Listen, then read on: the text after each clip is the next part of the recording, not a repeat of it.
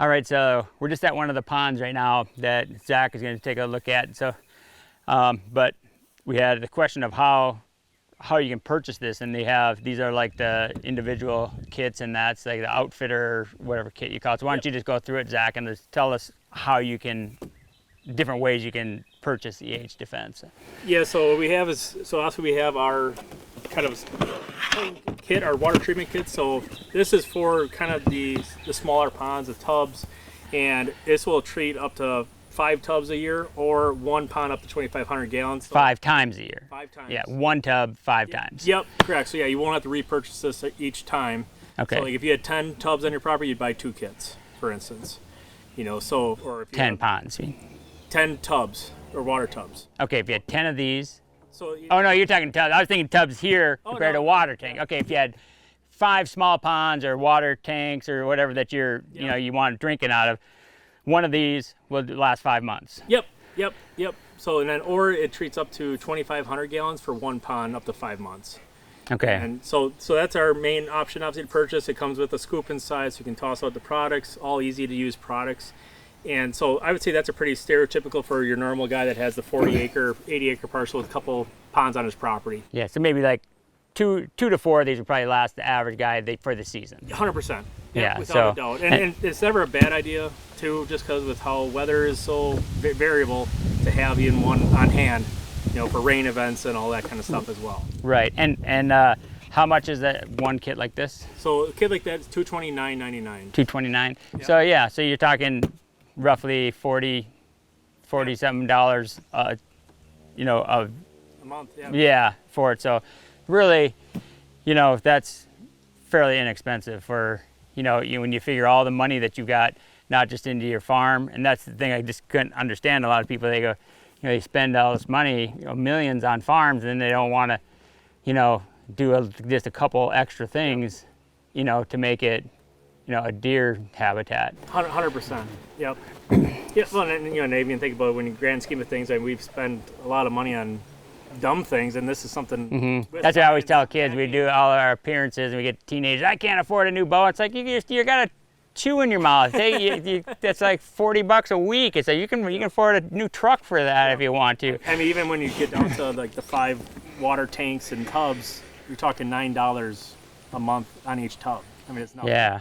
So if you're just putting in the tanks, and that's what we've kind of, Joel and I both have kind of gone to, these ponds are obviously always here when we bought the place. These are like cattle ponds that have been here for 100 years.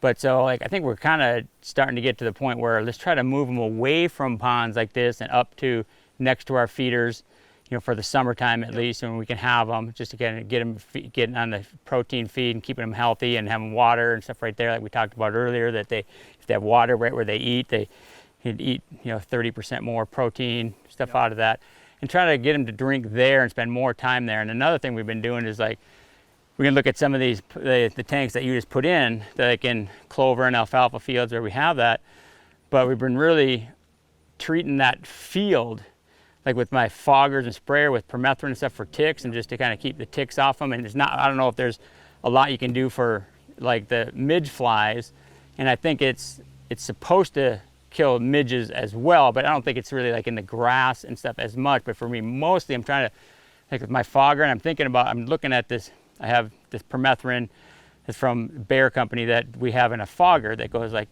put on the back of your Ranger and it puts out a fog. Yep. But I'm just wondering about how that would mix with like clethodim and other things like that. So I have to do a little bit of research on that. And to your crop field, does permethrin harm like your clover fields? Does it, as far as them eating it, all that kind of stuff? But I was, because you're already out there spraying. Right, I was thinking, if I'm spraying these clover fields, maybe if you mix some permethrin in it, where they would kill all the ticks that are in your clover field, like right next to your feeder and water, so they can bed, because they lay out in these fields all night long. And you figure, hey, if you can if they're laying in this stuff and to get some permethrin on them, that's your whole. Oh yeah, 100%. But if it's something that they don't want them to eat, it's like that. Well, then what I was thinking about doing is like, why don't I take my clover fields and right through the middle, put like a grass strip through there, like Kentucky bluegrass, because you see like in the wintertime when we find our sheds, they got like blue like grass that they just love to lay in. That's nice and soft. maybe you make a buffer of taller grass, and even like now where we have our tree plantings, you're around the trees, like you're not mowing it, so the tall grass, you see those beds in there. Every time I go by my pear trees, the deer get up. Okay. So maybe you take those kind of places, like keep a taller grass piece where they can bed in it, where they're downfield, down like low, but they're out in the open still, and hit that with permethrin so they lay in that grass that you can keep the ticks off them. And I think that's, you know, it's not EHD related necessarily, but I think look at when you see those deer with their entire head covered, how much blood they're taking out, how much stress that is on them. To having a healthier deer too, in general. Yeah, having a deer that general doesn't have health on 100 it that can make it ticks, through. You know, on their ears and everywhere else. If you can help eliminate that, then you know, chip away at it a little bit and have a healthier deer when it comes to this. But you know, this product here is going to hopefully take us over the finish line. Well, and that's just it. I mean, you can never do enough. You got to try to do everything. And to me, like the feed world, the mineral world, you know, it's been very figured out, tested, researched, right? It's one of the things. Water, you know, just recently we've seen it become a trend, really. Yeah. You know, and now the tanks are getting created, all these different things, different companies, but honestly, it's such a new thing. But for me, it's an old thing.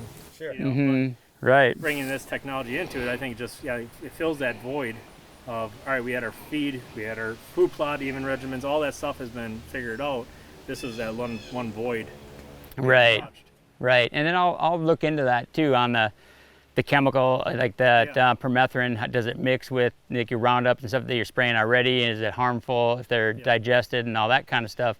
And we'll do it on another episode and show that, because I really think that could be a big deal, because I fog all the time around these, but you know, it just takes such a long time with that fogger, and it's like if there's any wind, it just whoosh, it's going somewhere. I mean, at least it's going in your timber and stuff. It's still places where there might be ticks, but I think if you can apply it directly to the ground, just like you put permethrin on your clothes, and you know, you get a tick on there dead. You know, if you kill all of them, and then again, it just goes to, okay, deer can lay anywhere, but now if they have food and they have water, they got this clover field. It's like, do they recognize that hey, every time I lay in this field, I have no ticks or flies or anything on me. I go lay in my neighbor's field and I'm full of, does that also just kind of keep reprogramming them again? You know how easy it is to program deer. They're such a creature of habit. They start doing that. Can you keep them there? So there's all these little things that you think about, you know, what you can do to, one, keep them alive, but keep them on your farm too, because that's half of it. It does nothing to keep them alive if your 3-year-olds are getting shot by your neighbor. So you kind of want anything that you can to keep them on your place. You know, everyone kind of goes through those same problems, but right now, you know, we talked about EHD in the feed before, but we hadn't, you know, it's kind of the first product that's come out, and the first time we talked about water and been thinking about it for years, but more on the side of what can we do to that water? Why do deer like this pond? Can we move them to a different pond that doesn't, you know, that's in better shape, you can keep like a clay bottom on it and stuff like that. But I never really knew the science behind what you could do for midges. And really, up until I met you, I thought that they laid their eggs in the mud, they came out of the mud and flew away. That you couldn't do anything for water. So that's misinformation out there. Yeah, so just knowing that they have to go to water, now that's a whole nother game changer, because just like those pucks that you throw in for mosquitoes, maybe there is stuff you can do. But like you said, there is things that can kill larvae, but you don't necessarily want to kill everything in your pond. That's terrible for it. So you want to, you know, try to find that happy medium. Well, you know, like this it is all natural, you know, so like, if you take your dogs out or something like that too, they can drink out of the water and all that kind of stuff. Yeah, it's only going to improve your water quality. Yeah, and you don't have to worry about stuff, but there's even more to it. Like even past EHD, I even think of like North Dakota. I mean, when they put out the alerts that you can't have your dogs out hunting because they'll drink the water and die. Yeah, we had a cousin that did that, got the blue algae, so this will take care of the blue algae and stuff too. Yeah, so what it'll do is it takes away it reduces all the nutrients that the blue-green algae needs to grow. So you'll actually change the whole species profile of all the algae and into more of a favorable species like a filamentous green algae. So now you're taking away that threat of the blue-greens and not having to worry about your dog going drinking water and dying. Yeah. So I even think about that because I used to duck hunt North Dakota all the time, and they get a warning like, oh, don't bring your dog out there. And my cousin's dog died from from the algae there, and now obviously our dogs are in our ponds and stuff all the time, especially like where where you're out pheasant and a dog sees a pond, they're swimming in it. I don't know if you have labs, but if they see a pond, they're swimming in it. Yep, 100%. So, but anyway, so that's the two ways it can come. If you just have like if you're a guy that has a 40, 80 acre piece and you put in a couple of ponds, a couple of these a year, it is all you'd need. You're talking a few $100. And if you're someone like me or outfitters and they have lots of property and stuff, it's probably cheaper, more cost effective to go to the bigger outfitter kit and have a few of those on hand. And you know, you can probably start watching. In the shelf life on them, and they'll carry over to the following year if you don't use them. Just, you know, keep them from freezing. And, just don't let them freeze. Just like any of your chemicals you're going to have, just put them somewhere where you know, room temperature or in your basement or something like that. And bring them in the house, put them in the laundry room. Right. Don't let your kids play with it, right? Right. But I mean, yeah, so I mean, it's the lifespan on this stuff is extremely long. I mean, usually, like, we're working with a microbiologist, they usually say 3 to 5 years. 3 to 5 years. You know, to me, use it more. The only thing you might see is like with the catapult, it might settle a little bit. You just got to shake it, just to get it reactivated. But you know, and the only thing I'll caution too with like the live water is make sure you don't get water in the tub. I've done that with a pail this size, and it turned into one big block. Water out of it. But, but yeah, with that said, I mean, in there too, you can obviously duplicate and stuff like that. Like some guys might want the outfitter kit, but have a couple tubs in a side-by-side or something that way too. That's what I would likely do. Every time I'm out checking fields and cameras, if I have some of these in there, you can take a look at some ponds. Oh, I haven't hit that one. Let me just go get this one. And like for me, especially like I have places right now where my big deer are today. And you know they're still, they've lived there their whole life. They live basically on a 40. And so if I got a big ones right now, I mean, there'll be other ones that move in and stuff, hopefully. But your ones that, like last year where I had the big one that died, like I said, he was at that pond, one of the ponds that's suspect to me that has all the weeds in it that we put Duron in there in the past, get all the weeds out, but then I haven't done that for 10 years now. But it's got like frogs and stuff in it, but still it looks like it's like a muck mess in there. And I have so many pictures of that buck. That's the field that he was using, and same field that Drop Tine 8 was using, where Tiffany had all the pictures. They'd live in that field. It's like one of my perfect fields, and I dozed it in. I put that pond in there for that, but that was before into the EHD concerns. And you have all these pictures of these bucks, you know, in that water and chasing does on that water and standing on the levees of it. And we have all those pictures, and both those deer died. You know, and in the middle of the season. I don't know if it's that, but that concerns me. So if it is, like every time I go by there, now if I get a picture of a big one, I might be more apt to say, hey, I'm gonna give this an extra one in here. Or in this case, if you tell me it's terrible, I'm just gonna take a dozer and pull the dang dike out. It's not that big, you know. I put it in, I can take it out, you know. So and just say I'm not gonna have one there. Put a tub out there, something I can treat easily.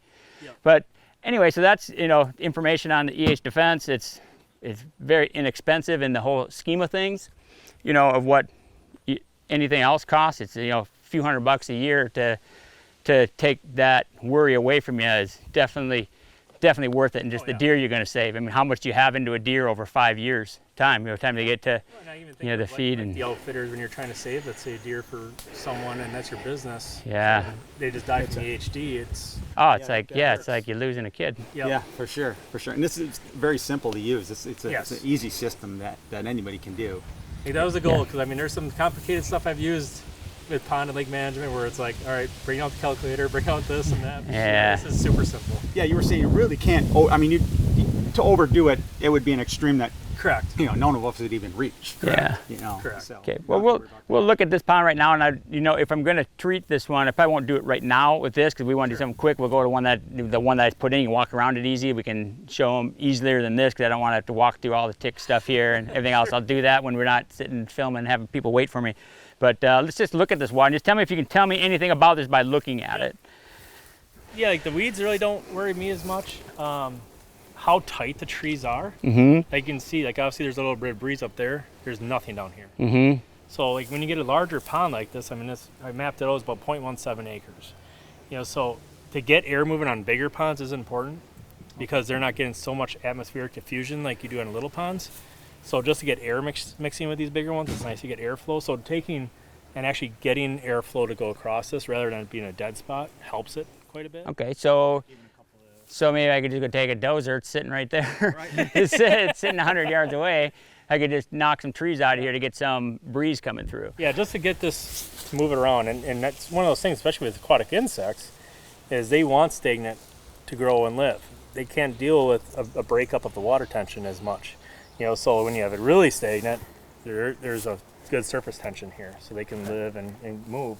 Yeah, see, even when I looked in here, when I grabbed that sample, but even right now, you see all the little, you see frogs right there swimming. I see all these little fun scooting around on top. So one thing I really actually like too is the crayfish. So Okay. to me, that was actually probably the most important thing I've Yeah, seen. frog right there, 'Cause frog right there, that's an frog right there. invertebrate. So invertebrates are sensitive to polluted waters. So the fact that I'm seeing crayfish makes me very happy. But yeah, there's a bunch of frogs, things. Now, like the color of water, yeah, that's all just suspended. Right, because we had a lot of rain and Yeah. stuff, so it is. But That's the silts and things that way, which, you know, if we didn't have a lot of rain right now, it'd slowly settle out. The only thing I do see is like back there, you can see a change in the variation of the water. Yep.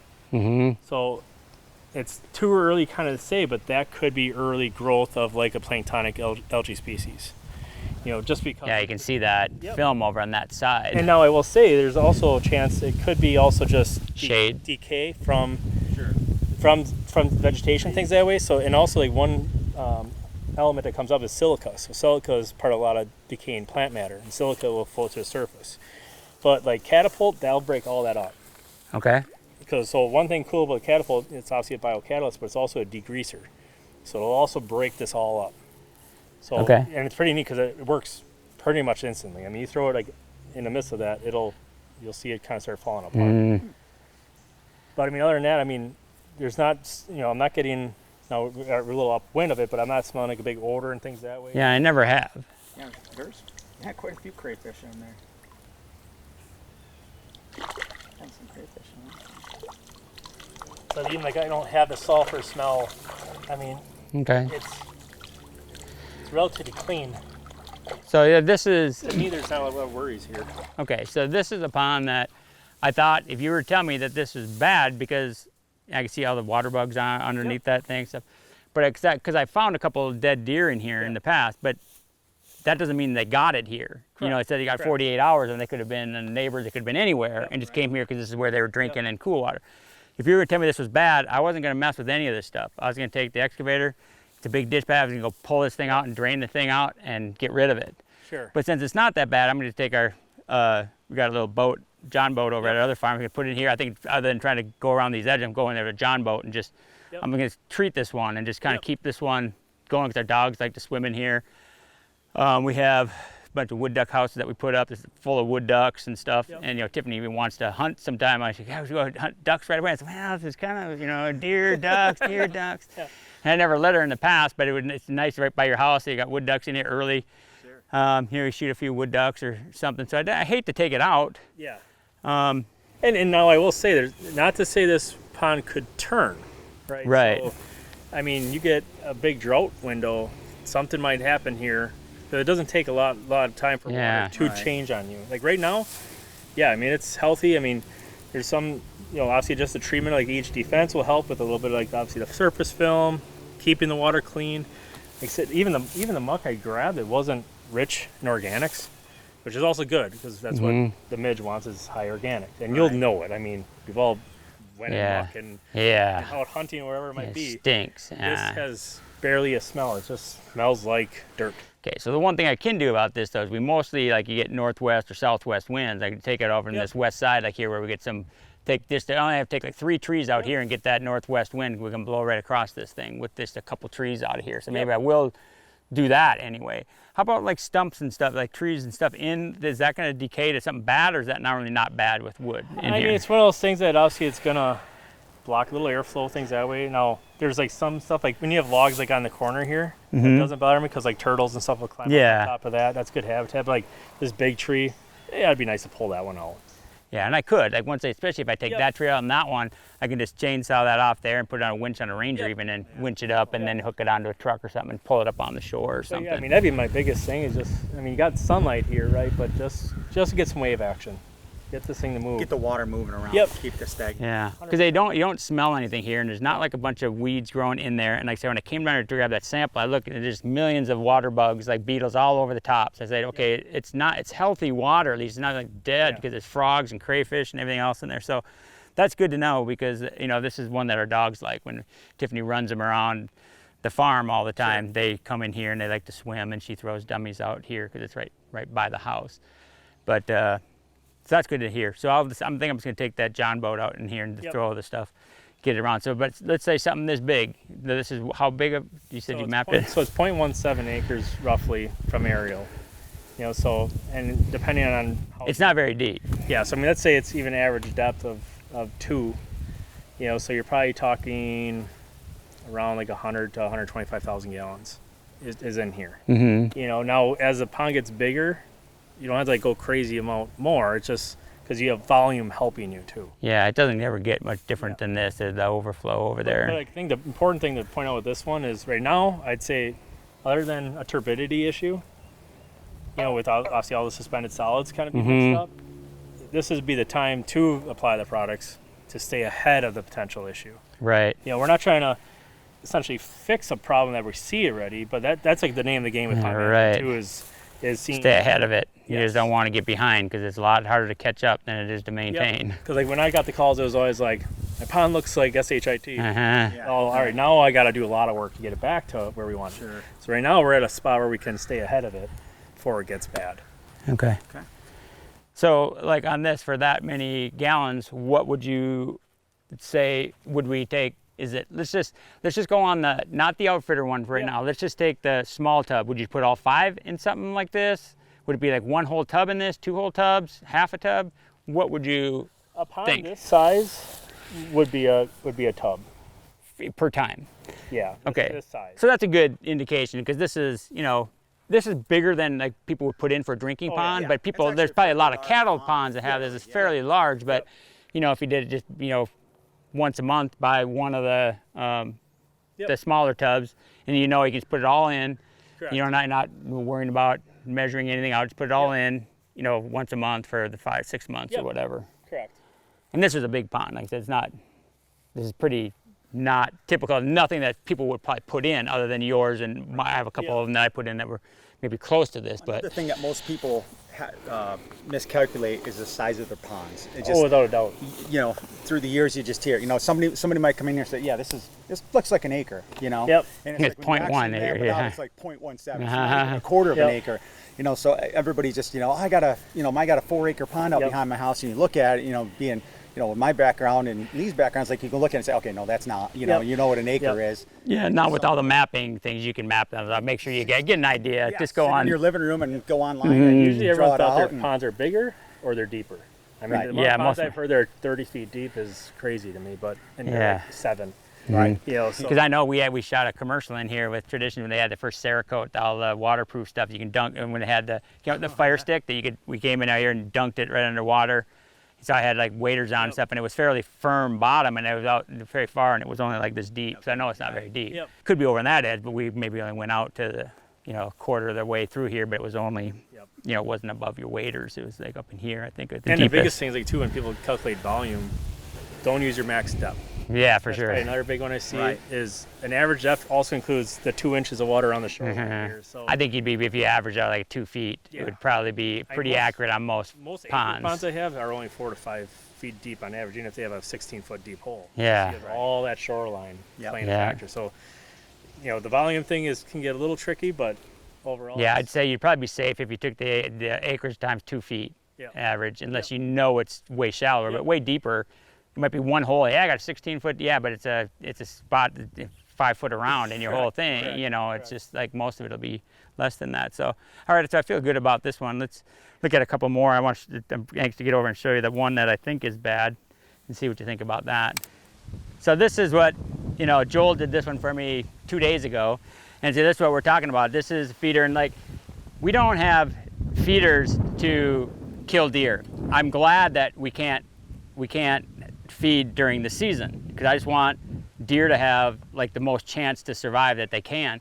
And like I see something like Kentucky, it just changed it to you can feed in the hunting season but not in the off season. I'm just like, Makes no sense. how dumb is that? That is the dumbest thing. That's somebody listening to the CWD people, you know, for the free money grab thing. But it should be the exact opposite, because this, we don't feed in here to kill deer. We have, if you look at our feed here, it's got the analogics pellets in there that's, you know, has basically stuff to combat EHD. It's got roasted soybeans, soy oil, and corn. So it's not to kill deer. This is to try to keep them healthy so we can get them through EHD. And we were talking about putting your water source right next to it. Joel just put this one 2 days ago. Look how much they drank out of this already. In 2 days it was full. So that's what I'm saying. Like, you could probably put your product in here, but I'm not sure. Like, you wouldn't have to right now necessarily, but every years, you know, like over the winter time, it gets leaves and stuff in there, and there is some muck in the bottoms of some of our ones, even from last year. But so this is stuff that you could be treating too after the years that they've been here. Like this one probably wouldn't be a big deal right now because it's brand new. You might not have as much deer density in certain areas, and that water just stays up and tall, and Yeah, because ours heats up over. There's some properties I see that like you guys fill every 2 days about. 2 days probably. Yeah, so like whereas like I'll go to some properties that they never even touch theirs because they don't have the deer density coming to their water source. Yeah. Well, those ones sit more stagnant and grow, and all these different things go inside of it. Whereas when you're constantly having refill, I mean, it's pretty much like putting a glass of water out here for them, you know? Yeah. So it's a little different in that sense. Now, if this would suddenly sit because you put 10 more on the property and this isn't used as much, now you're going to have to start thinking about it. Right. So it's always some of that, but it just goes to show, you know, like how much they drink out of this, how much water they go to in the summertime. Well, all the time. I mean, there's more in the wintertime than in the summer. When we have that heated one out behind our house, they can drink out of that. Everything comes to that. Yep. But so this is what we've been doing, putting like the rock down, like I said, just to keep mud away from, because it's, you know, if you dig this, sometimes the edges can get mudded and stuff. So Joel did a great job on these. I mean, put these in for me when I was at the cabin the other day, and you know, just to kind of keep muck from coming into it and you know, building up around the outside edge. So, you know, and you can just see how much they drink from here. Does that mean that they're not going to someplace else? And that's what I'm saying. And like this was a sandfoin field that I tried to get in, but I had killed it all, like we're saying. But I should have killed it right before I did. I had smoked it all with 2,4-D and Roundup and stuff, and then I was going to keep it for turnips. And then I brought some sandfoin home from when we were out in Montana. I said, I'm going to try that in this field. And it wasn't really any grass in it yet. And I said, this should be good, but it was still like 2 weeks since, or 3 weeks since we sprayed it. Now the grass came up, and Joel sprayed that for me to see how the grass is going, but that sandfoin is in there good. But this is like, this was the place until we mowed the alfalfa. Now a lot of these deer moved over there. Okay. But like that's what we were talking about, is like they like to be where the best food source is, and that way if we can, in those best food sources, now that we just cut that alfalfa and everything's on that feeder, everything's on the water up there, is that time we put permethrin down in that field, because they're going to lay out there all night long, and maybe keep another way to keep ticks off of them, and even midges, if we can find a product that will deter midges too, if we can get them to lay in it. And again, if it's harmful to them eating it, or if it's harmful to the plants, well then I would just go put a big grass strip through the middle of this, or down an edge, or wherever, somewhere they like to lay in, probably down the edge, because they like to lay, like all those pear trees I have are at the edge, they can just run out into the woods right away, but they like being on the open where they get this breeze, but they still feel hidden in there. So if I could just put like a strip of grass down here that they would bed in, then just treat that with, that would be better with taller grass, might be waving and get on their horns and stuff, you get permethrin or something on there that would deter those midges. So there's lots of different things that you can do, and it's a lot of it maybe seems like extreme, but really, if it saves your 200-inch deer you've been waiting your whole life to shoot, it's definitely worth it. Yeah, absolutely. Well, and one thing to point out too is if you touch the water, it's warming up a decent amount. Yeah. So sitting here in the sun. compared to the pond we were just at, it's a lot colder. Yeah. Okay. Deer, once again, they're smarter than us. They want water closer to their internal body temperature. Okay. It doesn't shock their system. That's why when you go overseas to Europe, none of their stuff's refrigerated, because it shocks your system. Okay. So they'd rather go to water like this that's a little warmer, closer to their internal body, because they know it doesn't. When your game's survival, Yeah, all that matters. everything matters. Sure. So you know, so like that's the thing too, is this is always going to be more preferred than that cold water spring-fed pond, until it's like the winter when it's open and that's the only source they have. Sure. Yeah. But something, and that's why it's like when it's nice and open like this, yeah, it's preferred water. And I think that was a big deal in the wintertime too. We have that heated one out there, and it works like I couldn't believe how many come in there, but other than that, all they can do is eat snow and stuff, and how cold that is. Right. Yep. You have, you know, at least 40-degree water or something, it's going to be warmer than anything else they're drinking. That's probably why we have more of them hitting that water tank. But it's just, you know, we got some 12-volt stuff, agitators and different stuff that we're trying to see, because that one behind our house, we had to have the heater in there because it's a tank that feeds a trough, so you can't.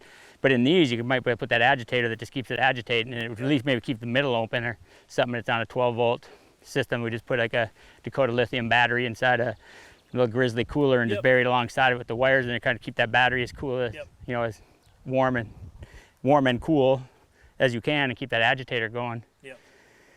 So, but this is like what we're doing for EHDs. One thing with the feed and water and everything, we've been working on, you know, right now we fog with that fogger. I'm just looking into, can you put it right in your sprayer when you're covering an entire field with fog? You go over the field, but it's so much of it's up here, and drifting off with that thing. So I'm trying to see if we can. Bugging the neighbors. Yeah, if you can get it direct to the ground and kill all those ticks and everything. Okay, so this is one of the problems that it's going to be harder to solve, because this is like a creek that goes through your whole place. You see there's standing water in here now. Of course, when it rains, it flushes it all out and stuff, but there's just so much silt buildup. And you see the muck, and you said it does have some smell to it. I do see all kinds of frogs and little minnows or whatever swimming in there.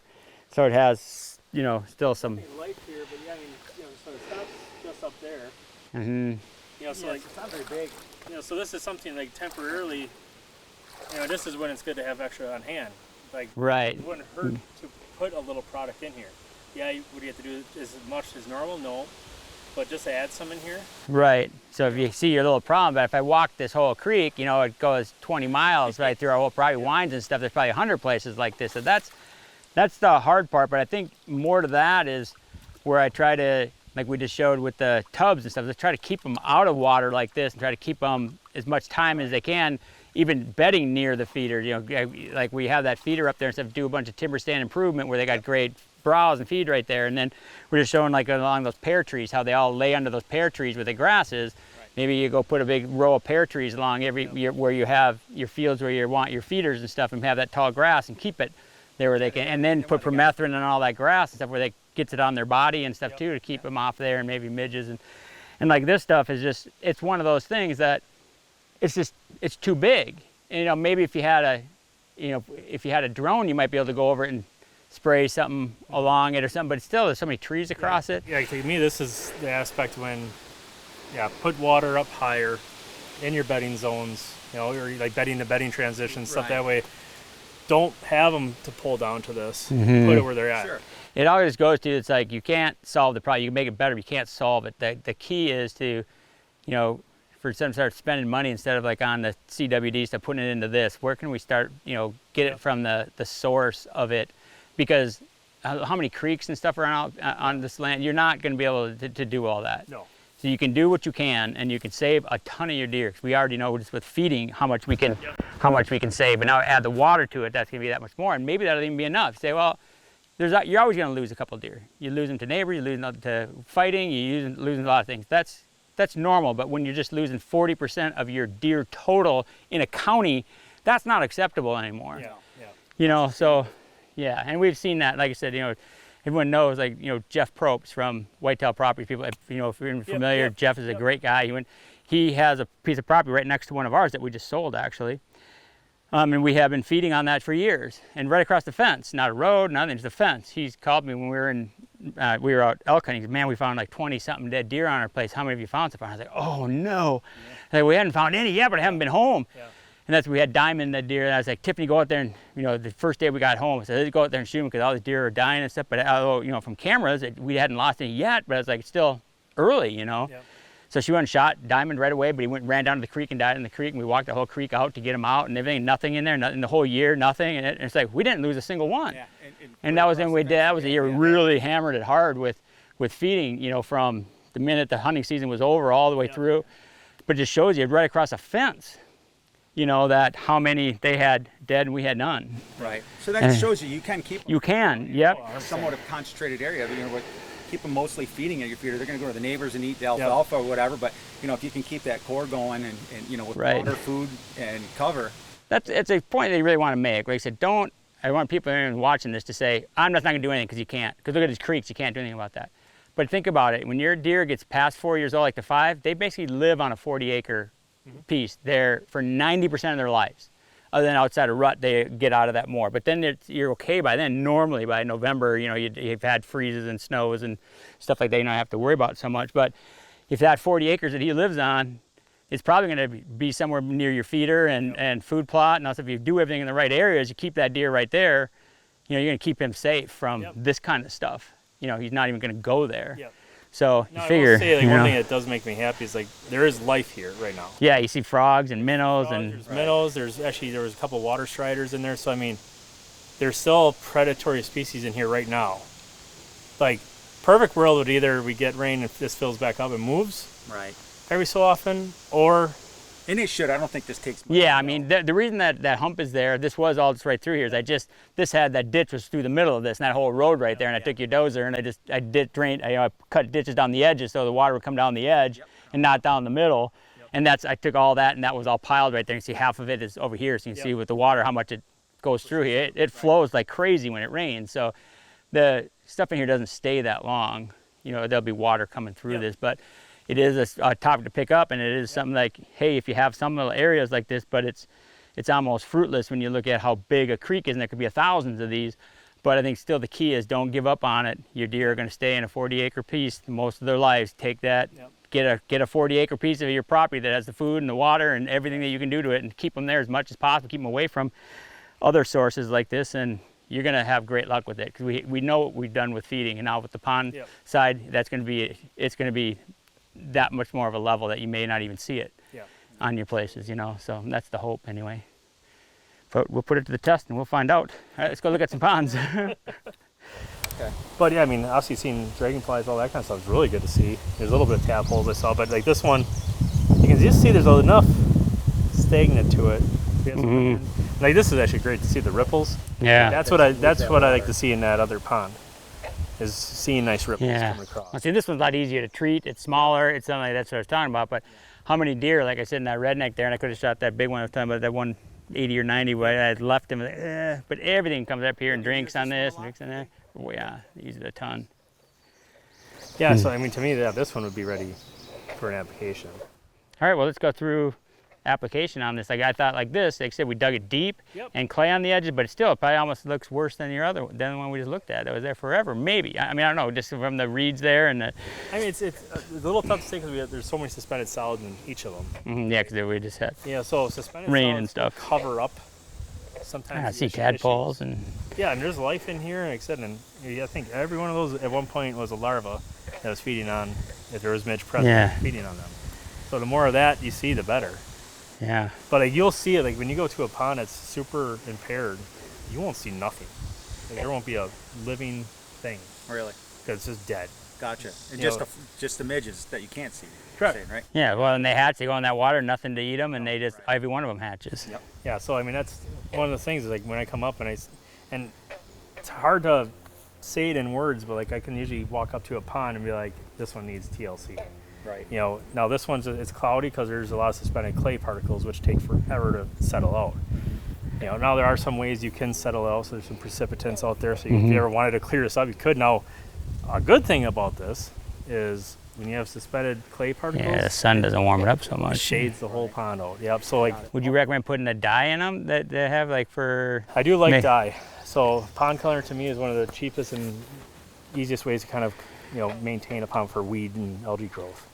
So well, that's easy enough to do. We should probably go around and do that too, right? Dump them in. See, I always thought that maybe that would be the opposite. You're making water dark, darker. Generally, it's like a bluish, Well, so like actually, like even I don't think it's the color. It's how much the rays can penetrate the water. Yeah. So it reflects the actual yellow pigments and everything like that. So that way. Yeah, I was just thinking it would heat the water up and therefore. No, it actually so it actually cools it because it's reflecting all the sun, the UV rays, and so like actually even like your grizzly tubs, for instance, like I have some small water tubs that aren't probably any different in size.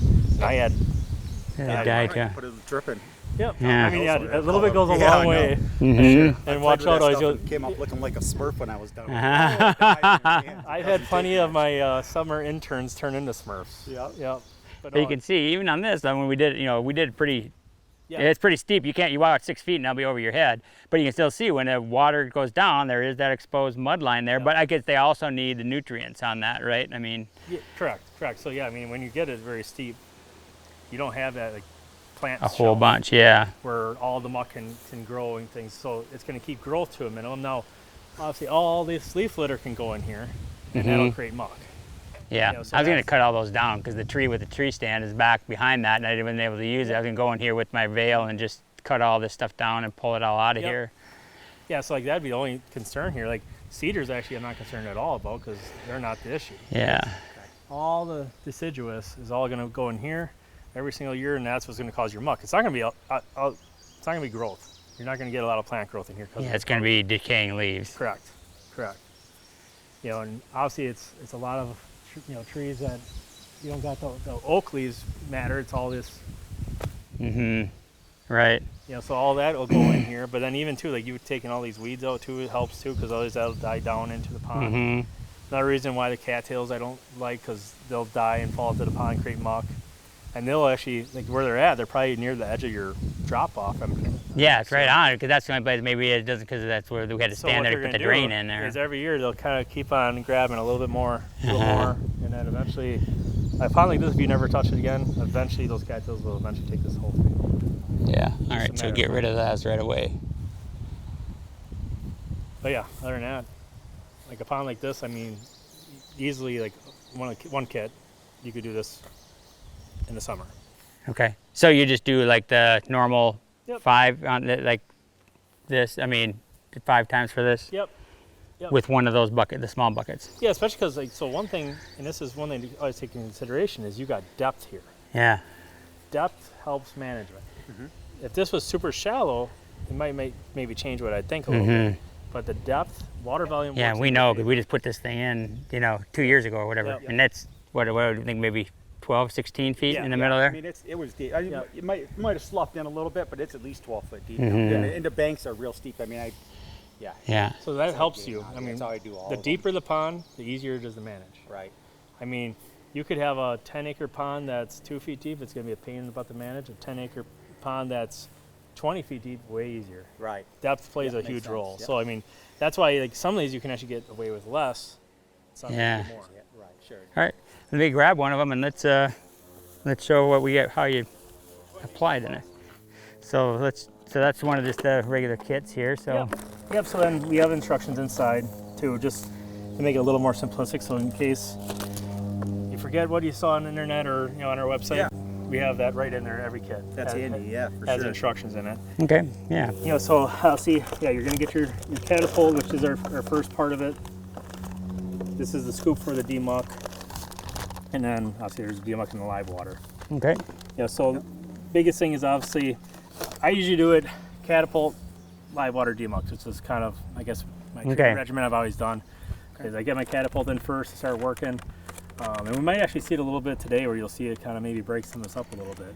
But so kind of usually what I do is I'll start with this. Would you start on that side since the wind is coming that way? Start and maybe put it in on that side, have it kind of diffuse back off over here. Correct. So like even like when you do treatments, it's kind of like no different than if you were treating a field, right? Like you'd want to get so you had overspray. Right. Into the field rather than going where you don't want it. But so how many of that is for each? So 4 of these. Okay, so maybe just do maybe I do maybe 2, 3 over on that side, so one on this side. 32 total ounces in here too. So the kind of the math even works out a little goofy. So like sometimes like first time I'll kick up that first one, so I'll do like 6 to 8 ounces. Sometimes the first one just to really boost it. It measures it itself. You don't have to bring a measuring cup or anything with you.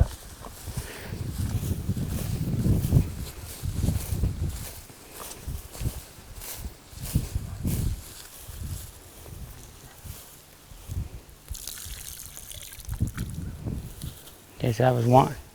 Okay, do you have all 4 in that right now? So each measurement's 1 ounce. So. Okay, so you just did the whole thing. I looked at it. It was you must have. So I'll do this 4 times. So that's 1 ounce. Okay, yeah, I just saw it was still full, and I thought you must have squeezed it. I was looking down here. And, I gotcha. Yeah, so you must have already squeezed it where it just came up like that. And this works right away. I mean, it's not taking any time. Yeah, there's definitely frogs in there. My dog Tank used to come out here and just all day and just chase those frogs. Never caught one. It's like ponds are always my favorite spot for my son. He's like, okay, we gotta get out of here.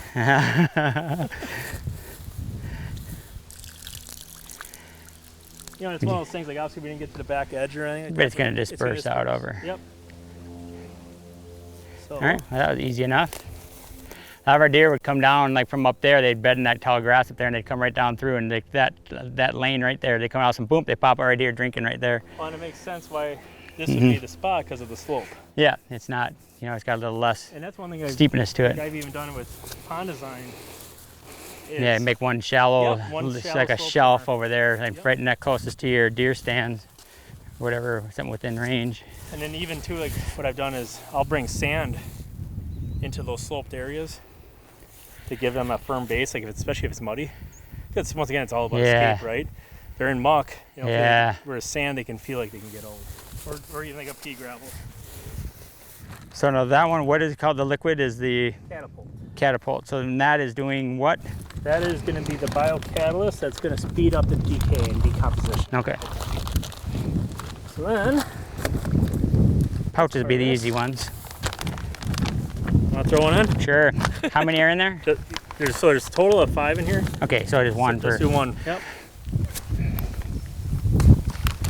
Then, yeah, obviously the wind's going to move it, but it'll slowly start dissolving, and eventually you just see it'll fall right to the bottom and start dispersing.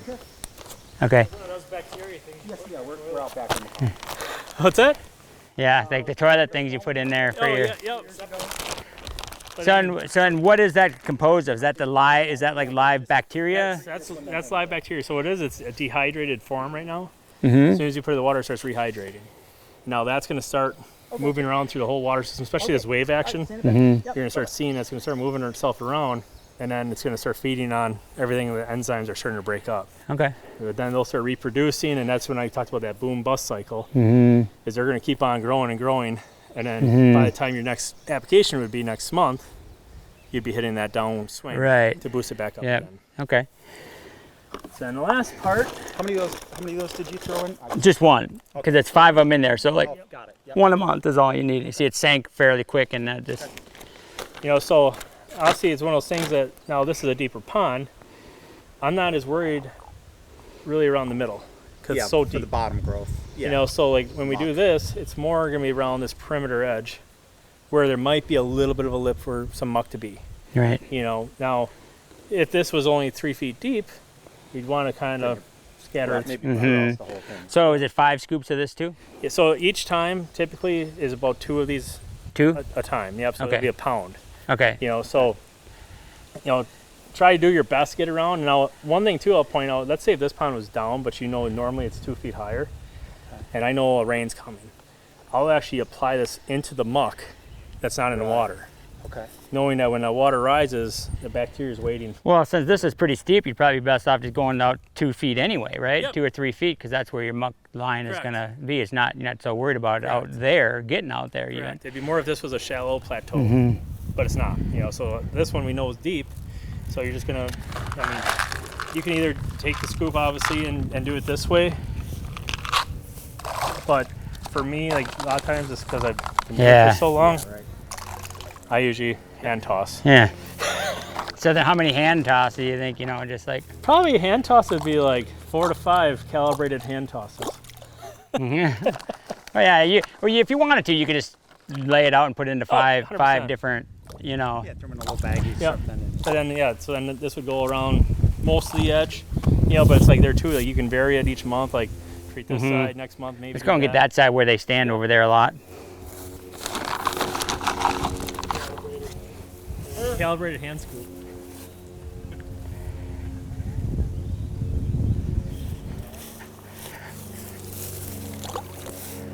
But then obviously, yeah, since they're already loading that bank there, that'd be a good area to put like this little edge here. Maybe some here, but I'll go.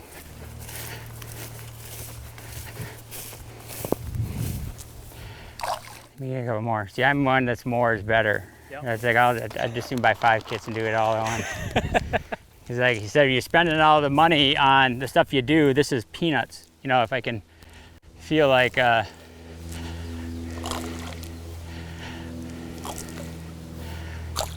I feel like that's better. Yep. You know, I'll just put. I'd just soon buy an extra. Well, and then honestly, it's Wanna like put in when a I, little bit when I more. built the rates, you know, obviously it's based on general recommendations. You know, but once again, you can up it and stuff how you but need you it. said you may not need as much on of the pellet because Correct. you got the clay, you got the deep bottom, you don't have a lot of And vegetation. even the guys that don't have, let's say, a lot to spend on it, you know, a little bit goes a long way with Yeah. bacteria. I mean, I'd rather have you put something in rather than nothing. So let's say you have maybe 20 pounds, but yours, I can afford a kit. Get a kit and spread it apart. I'd rather see you do that than do nothing. Right. You know, Yeah. and that's how it was with all my pond management clients too. Is like sometimes they'd be like, I don't want to. Be like, well, let's at least do an application. That's better than nothing. You know, so Yeah, up you to can- whatever their budget might be. Correct. Just do what you can. Correct. At least, you know, if it's if it's enough that okay, the midges aren't gonna hatch there. Yep. But that was another point I wanted to make is because you said it and I wasn't sure how that worked. But like once that queen or whatever you call a female Yep. has EHD, gets it from like a cow, now every single offspring that she has is gonna have She's it. gonna pass it on. Yep. So that means like, and how often can they lay eggs? Like, I think it was like once every like 1 or 2 weeks. yeah, so every couple of weeks you can have a whole new hatch full just throughout the whole year. The Yeah. whole breeding season, just more, Yep. more. And that's when I was fogging for these things. See, that's what I originally got that fogger for. It's supposed to, that bear stuff that has a permethrin is supposed to kill midges too. Yeah. That's what it was for. It wasn't mosquitoes or anything like that, but it was midges and ticks. And mosquitoes too, I think it was on that too. But anyway, you're just going around the ponds fogging it, but it's just like, you'd kind of wait, like you'd see some of those days where it was like hardly any wind, you see like Yep. that stratified air, and you could just see all those bugs that just hatched. Oh, And yeah. I don't know if those are even midges or not, but I would just say, okay, when I see that, especially that stratified air, then I would get on it and just go spray everywhere, and that fog would just float in the Yep. air right in that layer right there. But it's like, that's so few times that you'd find that, and if they're hatching every day, Yep. you know, so it's like, you just can't keep up with it. It's just like, that was just an exercise in futility. I mean, I'm sure it helped for that day and everything else, but what about the next day when they all hatch, you know? Yep. So that's why you just need something that continually works for you when you're not there, and Correct. everything else that's continually going. And how I used to always kind of even put this in comparison is like, to me, this is like taking a daily vitamin ourselves, right? So you're giving that dosage of the vitamins for the pond to be healthy, Mm-hmm. and then it's gonna give you back what you put into it. Sure. All right, let's go look at my problem child, the one that I think is that I think is the bad one. That's where my 2 bucks that are big ones that died later in the year were living on that pond for the whole year. Yeah, so that's one that I wouldn't have thought we would have had problems with because it's new and you know, deep, and it was all clay when we did it. And Yeah, and these weeds are gonna explode.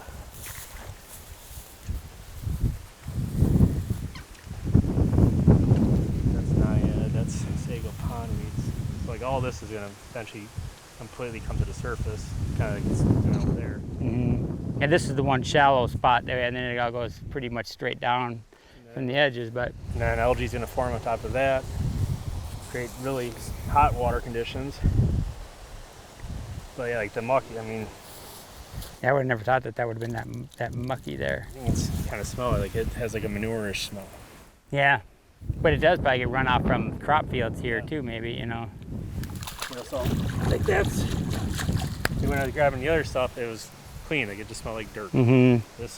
This actually has a little bit organic richness. So like this one I'd be more worried about with the midge. Hey, so there's that deer right there. I mean, that wasn't there like 2 weeks ago, or when we mowed this last.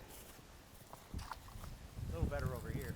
Yeah, I gotta go get a rope and I'll get that thing out of there. Or get, But you yeah, know. like this one, like I said, when you get that smell, like that Mm-hmm. kind of most manure smell, yeah, this muck. You see is that having even where it's organic deep, even where it's a little deeper, you got that. So even though it's new, like all that plant's gonna all die this year, that's gonna all add to muck, and that's gonna start expediting itself every single year.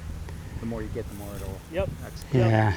That's why it's like, you know, just treating isn't never, like with actual chemicals, never the answer, because it's a band-aid approach. It just kills it and puts it at the bottom, recycles it to the next growth. Right. And that's why we want to put things like EHD Fense in here, because then that actually takes care of the nutrients.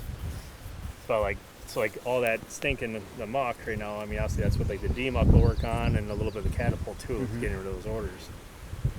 Yeah, but even like just having this deer, I mean, sitting in here, even that little bit of, you know, goo and everything that's going in here, that's all organic richness. So like where this deer is, for instance, like you can take catapult and put it around the area and just to get rid of the stink too. Okay. But yeah, like this one I'd say I'd be more concerned about with EHD. Okay, and From see, what- from what we've seen so that's like a perfect example. Like this is one that we just put in. We purposely made it super deep on the edges and stuff, but you see that there is, but it does probably run off from the fields too. So it probably does have a lot of phosphorus and you know, nitrogen and stuff coming in here. And we wouldn't have thought it would have been as big of a problem, at least not this fast. Yep. But you know, you don't know if that deer died from EHD, but you know, 'cause you really don't see it this time of year that much. But maybe, you know, and that's just, you know, we found a little buck over on Ben's farm too, in one of his ponds. So you know, you don't know if they just came here because it was so hot and died of something else, but you got to assume it's EHD. But I think when you bring the excavator over here, we do that. We'll just scoop it out with the excavator. It'd be the easiest. Walking up, just reach in there with the, Yeah. Don't want to grab your hands. back. Yeah, exactly. Yeah, it's just too nasty already. But that wasn't here 2 weeks ago, so she just died. You know, but yeah, this is one I wouldn't have thought we would have had that much problem with. But this is still one that I would not take this one out because it's easy to get around. It's like, let's do the EHD Fense and just keep this, get this thing treated. And so another thing too, like for ponds like this, you know, we're going to create it. Like what we would always do when we built them is like, so like we're, you know, the truck and the side by side are, that also should have been burned to push the runoff away. Okay. And that's where we kept it that way to get it to fill it. Sure. And so now we do, because we actually made a dip right there, a berm right there to fill it. But now that it's filled, we should actually berm that to get the water going around it. Now that it's filled, now just let rainwater fill it. Because this is what it is, like 12, 16 feet, well, 12, 16 feet from up here. All right, so this pond, obviously, other than the dead deer in there already, and we don't know if it's EHD, but just you got to assume that it is. And this is one I wasn't thinking was going to be a big problem, but it is. I mean, even those other ones that were a lot older ponds have been there forever. So I want to just tell everybody what you see in this differently than we saw in our other ones. Yeah, so all the other ponds we've looked at so far haven't had any growth whatsoever. Haven't had plant growth. I mean, they haven't had algae. As soon as we looked at this pond, obviously there's an advanced growth of actual submerged plants in here. So it already tells me there's a big nutrient load in here versus the others might be nutrient poor, not allowing as much growth to occur. Well, that makes sense because you got a big crop fields out here, and that's what this thing is filling from, is water out of that. And that's kind of, we actually, I don't know if you could hear over there, but we actually made like a dish to fill it.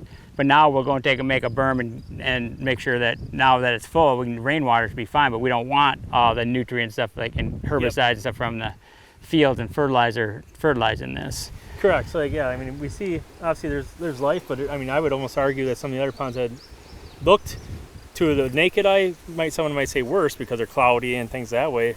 This one's actually a little clearer, but there's actually, I've seen less movement in this pond than I've seen on the other ones.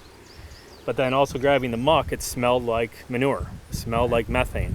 It tells me that we don't have aerobic bacteria doing their job. It's all anaerobic bacteria, which aren't, those are the lazy ones. So we got to get the aerobic bacteria back in place to start doing their job and kind of start building it from the ground up. But obviously there's no catalyzers, there's not manure, actual manure. This is actually what that just smells like the sulfur and it smells like methane from. Yes, like when you get into the digestion of muck, there's just different layers there's 7 different layers of bacterial decomposition to muck, and the bottom 2 layers, they convert methane gases and sulfuric gases. So that's what you smell. So it smells like a manure. But yeah, it's not like that cow manure is going in here. It's just over time with fertilizer and all those things, it's been developing and breaking down. And maybe originally even too, if there was any kind of silting, it might have had a little bit of topsoil in it and all that. It's organic matter. For sure, because it all filled from crop fields out there. So that's just a good point, is like this one we only put in 2 years ago or something. You'd think that this would be a healthy one compared to one that's been there for 100 years, and that's not the case. But just looking at it, like I was very surprised when you walked in because it was all just clay when we did this, how much muck was over there. I was like, whoa. And then, like you said, all the plant growth you see in there. And I think that's probably what happened to our other little one that we'll go look at, that it just all took over like that, and I have a feeling that one's going to be bad too. And that was the one that I was really worried about. I wasn't so worried about this one, but I'm glad we catch it because still, this is out in the open, it's easy to treat. And like I said, we got your excavator coming over to put a drain tube in over there. In the next couple of days anyway, we can come and pull some of that muck out and some of these edges, do that, and then we'll put a herbicide in there to kill these weeds off, and then start with the EHD Fense stuff. So this one isn't too far gone by any means. It's easy to get to and everything, and not like in the timber, but so we'll work on that. But it's just a good point. You put stuff in, it's only a couple of years old, you think it should be good, and this is one that I thought would not be a problem, turns out to be our problem. And I would say this is pretty stereotypical, like ponds I go up to for consulting. It looks like this, and you think, oh, it's somewhat clear, looks nice, it's healthy, right? But it's never the visual. I mean, that's why I dive into it a little deeper with the muck and all that smelling and all that kind of stuff, because usually the problem isn't visual. Usually it's kind of a hidden gem. I mean, for me, 20 years of looking at it, I can usually pinpoint it, but growth like in 2 years like that, that's something that tells me. Once again, think of the up north lakes. There's no growth, they're super clean, they're clear because there's no nutrients. this had enough nutrients that in only 2 years, it has a pretty good band of growth already. Right. Which is just gonna get worse and worse and worse over time if nothing's done. Right. So we'll just make a berm so that water can't get in here, like drain it off the field to begin with, kill the weeds, start the EHD Fense, pull the dead deer out of there. And take some of the muck out with the excavator and some of the weeds on the edges here, because it's probably not gonna be any weeds down deep in the middle. It's more on these edges here. So I think we can get a lot of it out just from that. And then, but we'll still put a herbicide in there to kill those weeds. And then start the EHD Fense on here and try to get this thing back. It's on its way to being a midge factory. And what it tells me is like, the water itself is fine, the actual water. Okay. But the muck layer is organic rich, so it's built in the ground for the midge. You know, so that all that food for their larvae and eggs and everything there is there now. Whereas the other ones, I couldn't indicate that. I was just grabbing pure clay. Well, that's not breeding ground. Yeah. You know? So, like I said, the water might look good and it might be good, but Yeah, it's still, but you're creating a perfect breeding ground for midges where we didn't, that's what we wanted to avoid more than anything. So, all right, let's go look at a couple more. So this is one that I was thinking could be bad, because we found some dead deer in here in the past, but you can see all the lily pads and stuff like that. But you know, now who knows what's good and what's bad anymore after seeing that last one. So what do you think so far? I mean, actually, there's a lot of muck there. Yeah, I was looking over there and it didn't seem like there wasn't a lot of muck. With those lily pads, you'd think that there would be, but yeah, there's actually. Seeing like, it smell like this is a little more fresh smelling. yeah, I don't smell anything in that. It smells like dirt. So like these are two of the plants you have. So like that's coontail. And this is naiad. And those are good or bad or indifferent? Coontail is a free-floating plant species, so that can overtake this whole pond. And then you can see like how the algae is growing on it. And it'll create that heat on top of the whole pond, so it can slowly kill the ecosystem off. So every year, and this is where I'd be more concerned, like in kind of late summer, early fall, so all that plant matter is going to die. Because this Haas is going to go back through its cycle. When all that dies, once again, it strips out all the oxygen, kills off the ecosystem, because there's no aeration other than wind aeration. Right. You know, so like the muck here, like, which like you said, I mean, you've got lilies here, but I mean, it's a pretty firm bottom. I mean, there's some muck down in there, but it's clean. Doesn't have that sulfur, that methane. Yeah. Which is So, good. yeah, it's weird, funny, because like our new one we put in there, I thought that would be a good one and these would be the bad ones, and it's actually the other, the way around. But still, so obviously this could become, you can see the coontail stuff all over. So this is one I should probably come out and do something, get rid of the weeds too. Yeah. So, Like spray the same thing that we're spraying in that one. so the coontail's gonna be a little different herbicide. Yeah, so that's one thing with aquatics is like, I guess it's very similar to agriculture. It's like Yeah, different for different modes of stuff. action. Yep. So like I'll prescribe kind of what to do for this pond. You know, and it's nice is there's not a lot of weeds per se right now. Like there's pockets, but most of it's open. So like if this was fully covered and let's say there's fish in here, you'd have to split up the treatment 3 times at least. Yeah, I've tried fishing in here and there's never caught one. Yeah. I don't think there is, but there was a dock and a boat here, so I'm sure there was at one time, but Yep. then you can't really get a lure in it because of the lily pads. Yep. So there may be, but I've never caught one, even if I've only tried it like once.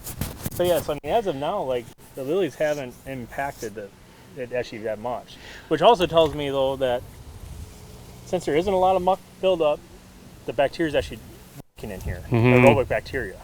So you're getting all this wave action, so you're getting dissolved oxygen, so they are decomposing this at a pretty decent rate. Yeah. You know, now systems like this, once again, I mean, just to kind of keep the nutrients at bay, that's when like I would still use like live water and catapult just to keep stripping nutrients to keep it at the minimum. But overall, like to me, this is kind of more a lake setting, like habitat wise. Okay. Which is good. Yeah. You know, but like you said, I mean, the water's actually But pretty. this has got like CRP all around it too, where there's It's all no fertilizer getting into this, because you got all the trees and berms and all the grass coming down to it that you can't get. Like, all this, that's an olive filter. It's filtering all this too. Mm-hmm. You know, it's just that when it dies, it releases the filter. Yeah. You know, so like right now, this is doing great job. And actually, like, just feeling it, it's colder too. Okay. So I'm gonna guess, I don't know if whether there's a spring out here or not, but it's colder water. You know, there's some things that you're not wasting your time on ponds that maybe you don't need to. Yeah, absolutely. Put all your energy into the ones that could be. Without knowing, this would be one of the first ponds I think I would treat. Like if I knew Yeah. it needed to be treated, but not knowing what to look for, I probably would have came here to one of the first ponds Yeah. to look at. Yeah. So this is what I would consider my problem child. This is the one where I had the 2 big deer, the drop tine 8 and my big stickers buck last year were just living on this field and at this pond all the time. They're here all the time, and both of those died in November. So now you can see like the muck and everything in here. But this is a field, like a pond, like way before even EHD years, like 15 years ago when we bought this. There's like, these cedars out here make a food plot here because it's a perfect staging area. And it's like, well, since it rolled off, hey, let's just put a little pond here. Yep. You know, I mean, the thing is only that deep to begin with. Yep. And but you see all the muck that's around it. Well, So in cases even like a pocket like this.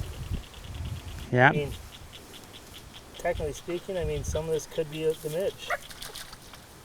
There's little tiny gnats. Yeah. You know, so yeah, like this one to me would be clean out. Mm-hmm. Yeah, see, this one's small enough now that I think that I would go over here, take an excavator, and just put one. You can go deep below that and Yep. get it all, drain this thing out. And then it's small enough that you can let it dry, and take a dozer and clean it all out, get it deeper. And I would just keep this one here and say, okay, now I know what to do. Let's clean it up, and let's use the EHD Fense in here, and that's every year, and let's just keep this because it's a perfect spot where they like to drink. They love being in here. You can see the field is just a perfect spot. It's where we've killed so many deer. If we have a big one, you can shoot them in here. Yeah. But I just hate to lose this water. But it's small enough, and you know, there's no trees on the bank over there where we could pull that, make a couple spots there. We could drain the thing pretty easy with the excavators. A couple spots. We could take a spot right here and Mhm. down through, even with the excavator I have, and we could actually let a lot of that muck out. You know, actually almost push some of that muck out of there. Yeah, and then once it dries up, you just take a dozer and reshape all that and get it deeper and stuff, and get all the muck out, and then just stay on top of it. That's, like I said, it's stuff you never had to worry about 20 years ago, before, when there was no EHD. Correct. And now it's just all those things that were done years ago that never were a problem. Now you just got to start thinking about it. But this was the one I was most worried about, and it's probably true. You know. Regrade these banks, make this deeper in through here. You know, because there are two that even pointing out, like, there's a lot of dragonflies around here, but there's so much coverage to protect all their prey that you're not going to kill them off either, because you don't have that nice clean water anymore. Mm-hmm. Yeah, and there is stuff living. You can see all the little water bugs and stuff like that. But the muck is the thing that bothers me most about it, and the fact that it's small enough, open enough that we can drain it and start over on this thing. And let's just get the muck out of here, rather than taking 5 years to get this muck out of here, you know, with chemicals and with your product. Let's just do it in one swoop and be done with it, and start fresh with it again. It's that perfect scenario of it's gone too far. Yeah. You know, like, whereas every other pond we've seen so far can be fixed through treatment means and things that way. And the one is kind of like that last one, but it never was in the past. But I think it's big enough that, hey, well, let's try to treat that one. Yep. And that one's not like in a deer hub, like where they are all the time. They're not living right next to our barn. Yep. You know, it's a lot of activity around there, so they're not bedding by it. This is their bedding. All these cedars is where they bed, and that's why we put this field here, and it's why it's our most productive field out of all of our farms probably. Yep. But this could be the reason why we've lost a couple of our big ones in the last couple of years. You know, like I said, stuff we never had to worry about in the past. Yep. But it's a great learning experience. You know, some of them that I thought would be bad were not. You see, they had hard sides and good, but this is one that has all the trouble making. But it is small enough and easy enough that we can just pull that bank out and drain this thing out. And yeah, well, that's a good.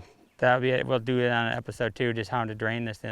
I think we can just make one cut that's kind of deep in there, because it's so shallow there that we can just they can pack it back in easy, but just it can drain at least 2/3 of this water that you're not trying to get it all out with a bucket. No, for sure. Yeah, for sure. Now that you know that you have to take care of these, that's another part of your routine just for EHD that you didn't have to. It's just more stuff you got to think about, but you just, as long as you just do that every summer, put stuff in it, just keep it healthy all the time. You're not gonna have to worry about it. All right, Well, you know, that's a lot of info that we went over, but I started talking with Zach on the phone the first time, you know, we talked to him a couple hours. I said, we should have just been filming this. So we kind of left it that way so that you can see all the information, but there's so much stuff like that, like midges, I thought they just came out of the mud. Now there is a way when it's in the water, you can do this kind of stuff. And, you know, there's a lot of information. We might have to watch through a couple times, and we'll do some follow-ups with it as well. But for Zach, if somebody wants to get a hold of you, like they can always, you know, in our comments, you know, if you want to ask questions on stuff, a lot of times our guys, we can get back to you, we can relay them over to Zach. But how would they get a hold of you if people have questions about this, or they want to order EHDfense? Yep, so just go to our website, so it's EHD-Fense, like defense. Yeah. .com. So if you go to there, you can enter a contact form, and then typically will get sent to us. And then if it's more of a technical question, it'll get forwarded to me, and I'll be able to respond.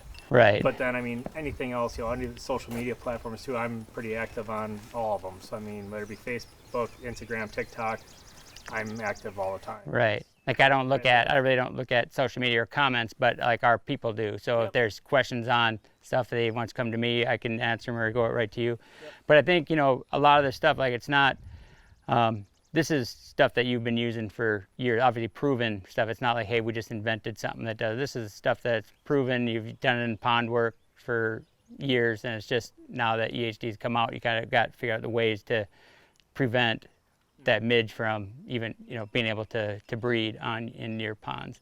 Yeah. And, you know, you'll get the people, because there's always people, well, geez, I mean, we got our neighbor's ponds, and you get wind and blow those midges over. But you start thinking about it, and it's like, you know, I think the same things. Every time a product comes out, you got to kind of think it through in your head. Okay, what is this going to work? Is this real, or is it something that somebody's trying to make some money off, or whatever? Right. But you start thinking about it, and you're a big deer. Once you get to 5, they're living on at 40 basically. They don't hardly ever move. And so if you give them, you know, the water, treat your water so it's not in those places that you're going to put like your food plots, and like we showed earlier, our feeders and the water tanks that we put out. You might want to treat your water tanks even like that with this to make sure that's fresh and keeping those deer there. You know, they're not going to neighbors. They're not doing that. And of course, yeah, you can get wind and they might blow them in there. But I see how much we've done with feeding, how much that has worked to prevent EHD just compared to what our neighbors get. And I can see it. Like last year when we had so much water early, I was like, man, this is a year I don't have to spend all this money. I'm spending $100,000 a year on feed, you know, every year. And it's like, I don't have to. It's wet. It should be a perfect year. And then bang, it shut off in August, and that was like worse. It had no rain, everything in our cool and wet months. It was, and so I got bit on that, and I lost a couple of my big ones, and I just like, all right, I'm not doing that again. But you see how much the feeding helps, and now if you can add the water stuff to it, I think you just have to do everything that you possibly can to prevent it, and you can, because we've seen it with feeding. And I think with the water, if you just eliminate those sources on yours, you know, because like, yeah, like wind can blow them, but really, let's face it, I mean, how close really are your neighbors' ponds and stuff like that? I mean, like those midges aren't getting that far. I think the ones that are dying are ones that are on your ponds, basically, or probably on your property, unless you have like a 40 or 10 acre piece. But like on ours, when you got 300-400 acres, it's likely getting from our ponds, and we saw that today, you know, ponds, and we learned a lot, because the ponds I thought would be good was the worst one, when we just put in some of the bad ones that are really not bad, and then the one that I thought was going to be bad was. But at least you can learn a lot about it just by looking at your ponds and seeing that muck, smelling that muck when you grab it. And okay, and then we'll put it up we'll put it up here on the screen, either this episode or the next one, just like the herbicides you recommended killing those weeds, because different things, some different ponds had different weeds in them. So we'll get that information out to you as well. But like I said, good luck to everybody this year. Thanks for tuning in and watching. And I think it's going to be another deal. I mean, it's going to be a deal breaker with this. Is I think the same as feeding did for us, because we saw what that feeding the pellets did to prevent it. And I think just adding something else, we might be able to, you know, get that down to, you know, saving 90% of your deer anyway. Yeah, and I think one thing that we haven't talked about much is, you know, the fact that you're treating these ponds, and the deer, like you said, they're smart. They're smarter than us. And they know that water's fresh and clean, and that's the water, the source they're going to go to. So if you treat that, even if your neighbor might have a bad pond, Maybe moving all those over here. Yours, you know, they're going to be concentrated on yours, and they're going to go to the fresh water and the clean water, and you know, that's just a way to keep them on your property. Yeah, I'm not sure if we were talking about that on film earlier, but we always have like a pond, like on one of the farm, like our Butler farm, that one just every buck, no matter what was in that pond. As I know, we took water samples of it, and I know Kevin down in Illinois doing the same thing, taking water samples, see what it is, and a lot of times it's mineral thing in there, but that might be something that we work on next. Okay, let's see, let's keep the pond healthy, but let's also, is there some mineral we can put in there, and not salt based, because obviously salt's going to kill stuff, but whatever it is in these things that you know, get those deer coming to your ponds and drinking out of the ones that are not going to be producing midges too. So but it's a lot of information, like I said, but you know, ingest it, because you can see how bad it's been getting, and you know, there are things you can do to prevent it, especially if you're, you know, someone serious about deer like we are, and the money that we spend on farms and food plots and everything. It's definitely worth it. It's a small price to pay, really, to give yourself some insurance. For sure. And we'll keep you posted as we go along too, and show you the results of this. Yeah, and Joel too, like mine and Joel's, we'll both show you, you know, what in a couple weeks now when I get back from our fishing trip, these ones that we've treated and the stuff that we've done. And well, you know, when it comes to hunting season, we'll definitely, you know, be hunting over some of these ponds and that Jordan field and stuff like that. We'll show you what we've done, and you'll see the progress as we go. So thanks again for tuning in, and any questions, call Zach. Thanks, guys. Yeah. Absolutely. Yeah, thanks for coming out.